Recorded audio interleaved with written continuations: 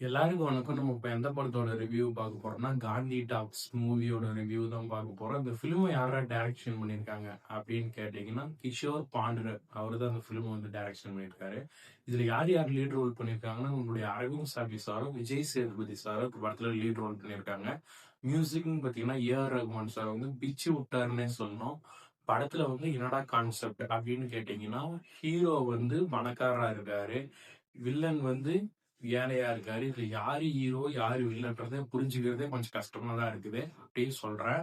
அரவிந்த் சாமி சார் வந்து பெரிய பணக்காரரா இருக்காரு. அவருக்கு வந்து தன்னுடைய அம்மாவ வந்து கடவுளா பார்த்துக்கிட்டு இருக்க மாரி வந்து அவங்க அம்மாவ வந்து கேர் பண்ணி பார்த்துக்கிறாங்க. அதே மாரி நம்மளுடைய விஜய் சேதுபதி சாரும் ஒரு சாதாரண வாழ்க்கை வாழ்ந்தாலும் தன்னுடைய அம்மாவ வந்து ஒரு கடவுளா வந்து பார்த்துக்கிறாங்க. முடியாத பட்சத்துல வயசான காலத்துல. இந்த மாரி பார்த்துக்கிட்டு இருக்கும்போது விஜய் சேதுபதி சார வந்து ஒரு பொண்ணு லவ் பண்ணுது. ஆப்போசிட்ல இருந்து.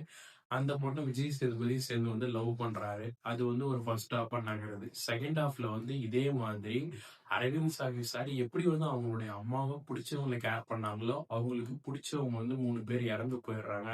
அந்த டென்ஷன்ல வந்து ஒரு ஃபேமிலியையும் பார்த்துக்க முடியாத, சுத்தி இருக்கிற பிசினஸையும் பார்த்துக்க முடியாத அவர் ஒரு பிரஷர்ல இருக்காரு. பணத்தையும் ஏதோ தொலைச்சிறாரு போல. ஆனா வந்து விஜய் சேதுபதிக்கு வந்து தன்னுடைய அம்மாவே டேக் ஓவர் பண்ணிக்கிறாங்க. அந்த லவ் பண்ற பொண்ணையும் பார்த்துக்கிறாரு. இத வச்சு செகண்ட் ஹாஃப் வந்து சீன் பை சீன் நகர்ந்து ஒரு பணத்தையும் வந்து பேக்ல வந்து விஜய் சேதுபதி எடுத்துட்டு போறாரு. ஏன் எடுத்துட்டு போறாரு? அவருக்கு இவருக்கு என்ன கனெக்ட்? அப்படின்னு சொல்லிட்டு ஒரு சம்மந்தமே இல்லாத ஒரு கான்செப்ட்டா வந்து ஃபிலிம் வந்து சீன் பை சீனா நகர்ந்துகிட்டு இருக்குது. மியூசிக் வைஸ் சூப்பர்ன்னே சொல்லலாம். இந்த ஃபிலிம் பார்த்தீங்கன்னா தியேட்டர்ஸ்ல ரன்னிங் ஆயிட்டு இருக்குது. ஒரு புது விதமான ஜர்னர்ன்னு தான் இந்த ஃபிலிம சொல்லணும். ஸ்க்ரீன் பிளே ஒர்க் சூப்பரா இருக்குது.